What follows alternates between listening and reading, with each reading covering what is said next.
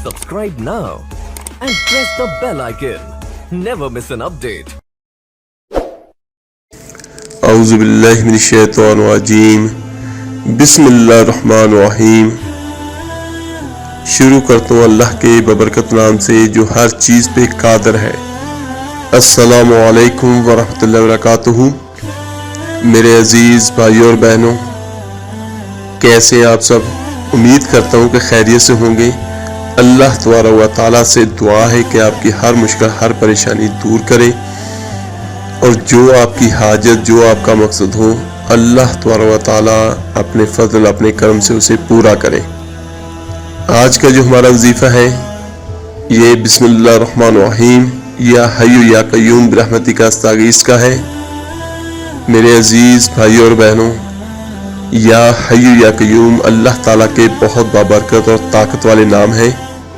اس کا معنی کیا بنتا ہے؟ اے زندہ اے قائم رب، میں تیری رحمت کے واسطے سے فریاد کرتا ہوں۔ تو ہماری حاجت پوری کرنے والی ذات کون سی ہے؟ اللہ کی ذات ہے جس کے خزانے بھرے ہوئے ہیں۔ آج کے اس وظیفے سے میں آپ کو بتاؤں گا کہ اگر ہماری جتنی بھی حاجتیں ہوں گی تو وہ انشاءاللہ تعالیٰ اس ایک وظیفے سے وہ ضرور پوری ہوگی۔ کوئی سی بھی حاجت ہے، اگر آپ کسی کام میں کامیابی چاہتے ہیں، اگر آپ کی کوئی مشکل ہے، کوئی پریشانی ہے، شادی میں کوئی رکاوٹ ہے، آپ کا کوئی مسئلہ ہے، آپ کے رزق میں تنگی ہے، تو انشاءاللہ تعالیٰ اس یا حی یا قیوم کے ورد اور ذکر سے آپ کی ہر حاجت پوری ہوگی اور آپ کی ہر مشکل پریشانی جو ہے وہ آپ سے دور ہو جائے گی، اللہ کے حکم سے، اللہ کی رحمت سے۔ میرے عزیز بھائیوں اور بہنوں، اس عمل اور ذکر کو معمولی نہیں سمجھنا آپ نے۔ حضرت انس بن مالک رضی اللہ عنہ سے روایت ہے کہ رسول اللہ صلی اللہ علیہ وسلم کو جب کوئی مشکل کام درپیش ہوتا تو آپ صلی اللہ علیہ وسلم یہ دعا مانگتے۔ یہ ذکر بھی ہے اور دعا بھی ہے، بسم اللہ الرحمن الرحیم یا حی یا قیوم برحمتک استغیث۔ تو یہ میرے نبی دو جہاں صلی اللہ علیہ وسلم کا پڑھا ہوا عمل ہے۔ تو آج اسی کا وظیفہ میں بیان کرتا ہوں۔ ایک بات آپ یاد رکھیے گا کہ سننے والی جاننے والی ہر چیز کو دینے والی ذات میرے اللہ کی ہے، جو ہر چیز کا جاننے والا اور سننے والا ہے۔ کوئی بھی حاجت ہے، کوئی بھی ہمیں فریاد ہے، کوئی بھی مشکل ہے تو ہم اپنے اللہ سے کہیں جو پورا کرنے کی طاقت رکھتا ہے۔ اس کا علم زمین و آسمان ہر جگہ پہ ہے، اس کی طاقت ہر جگہ پہ ہے۔ کسی بھی حاجت کو پورا کرنے کے لیے یہ ضرور ہے کہ ہم مانگ کس ہستی سے رہے ہیں۔ اگر ہم دنیا میں کسی کو کچھ کہتے ہیں، کسی سے کوئی سوال کرتے ہیں تو ہم پہلے یہ دیکھیں گے کہ اس کی طاقت کیا ہے۔ تو یہ میرے اللہ کا بابرکت اور طاقت والا نام ہے، تو ہم اپنے اللہ سے مانگیں گے جو ہر چیز کا جاننے والا اور سننے والا ہے۔ میں آپ کو بتاؤں کہ میرے اللہ کا جاننا اور سننا کیسا ہے۔ ایک صحابی نبی دو جہاں صلی اللہ علیہ وسلم کی خدمت میں حاضر ہوئے اور کہنے لگے، یا رسول اللہ صلی اللہ علیہ وسلم، میرا باپ میرا پیسہ مجھ سے پوچھے بغیر ہی خرچ کر دیتا ہے۔ بات تو قانون کی اس نے ٹھیک کی تھی کہ اگر بیٹے کی کمائی ذاتی ہو، باپ کی طرف سے وراثت میں ملی ہوئی نہ ہو، تو باپ کو اجازت لے کر خرچ کرنا چاہیے۔ قانون یہ ہے۔ اس نے آ کے شکایت کی اپنے باپ کی، تو آپ صلی اللہ علیہ وسلم نے اس صحابی کو بلوایا۔ جب اسے پتا چلا کہ میرے بیٹے نے میری شکایت کی ہے تو ان کو بڑا غم ہوا، بڑا دکھ محسوس ہوا۔ تو عرب تو پردیشی شاعر ہوتے تھے، ماں کا دودھ چھوڑتے تھے اور شعر کہنا شروع کر دیتے تھے۔ عرب کا ماحول ہی کچھ ایسا تھا۔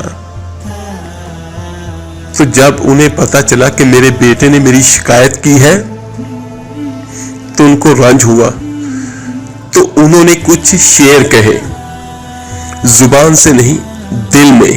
یہ میں آپ کو بتا رہا ہوں میرے اللہ کا سننا کیسا ہے۔ دکھ میں آ کر انہوں نے کچھ اشعار کہے۔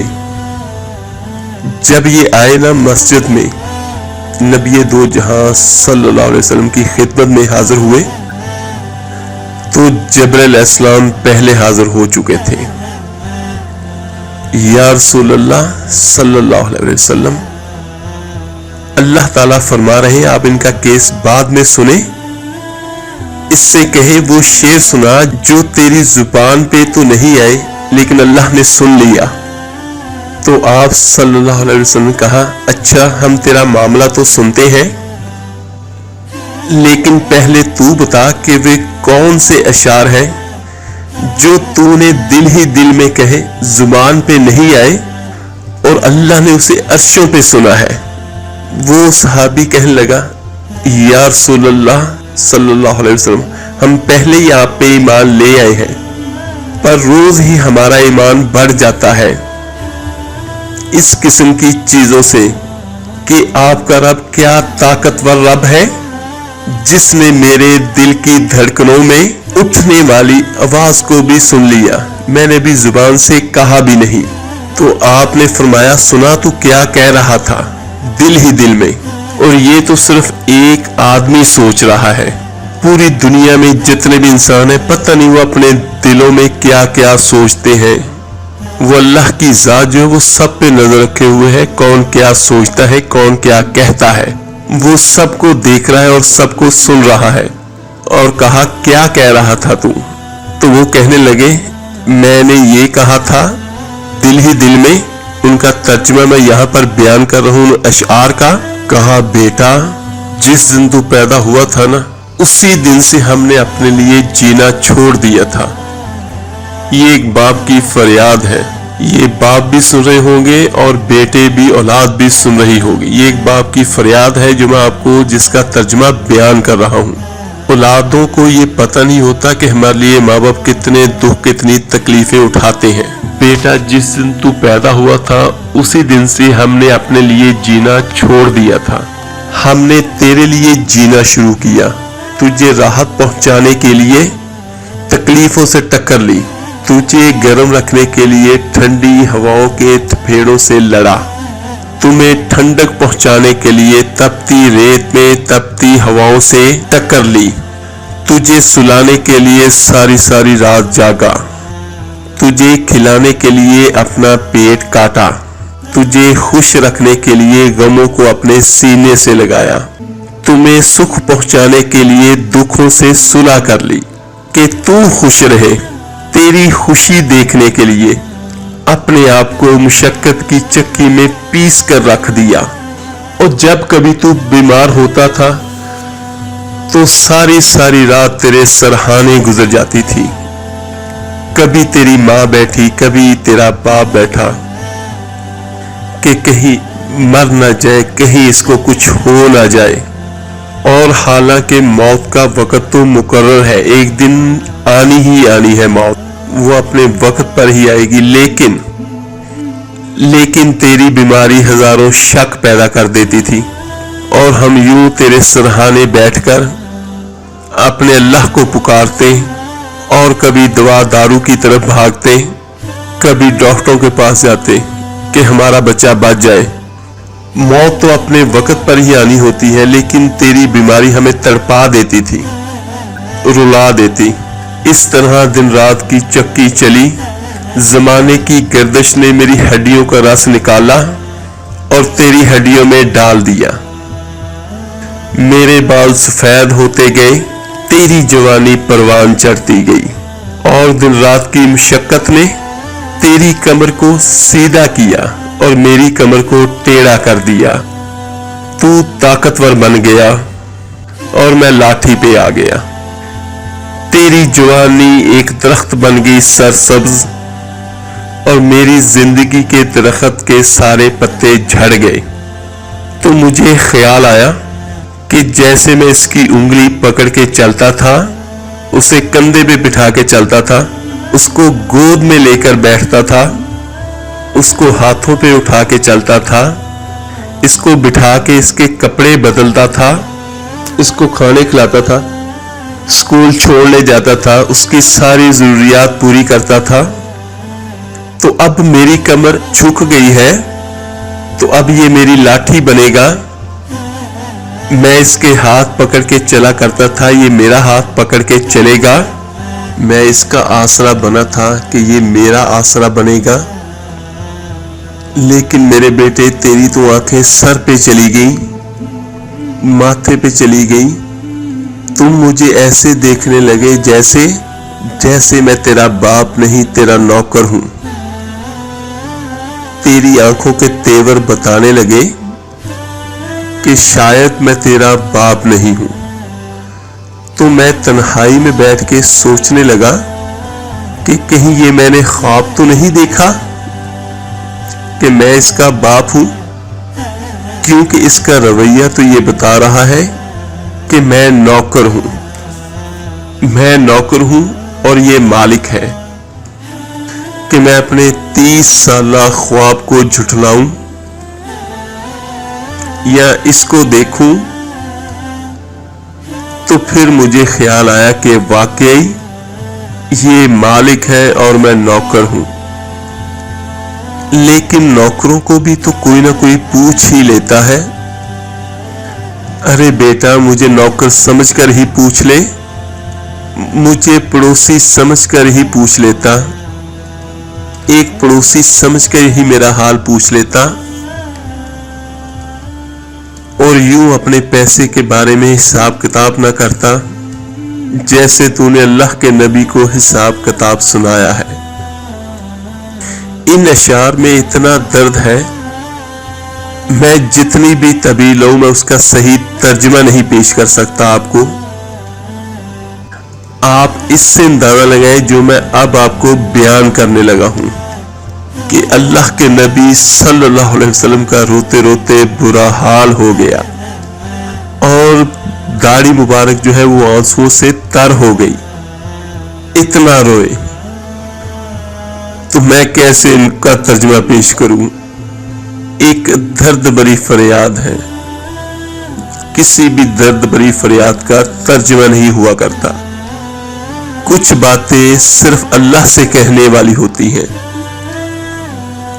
تو نبی دو جہاں صلی اللہ علیہ وسلم اس کے بیٹے کو گریبان سے پکڑا اور یوں جھٹکا دیا اور کہا دفع ہو جاؤ، اٹھ جاؤ میری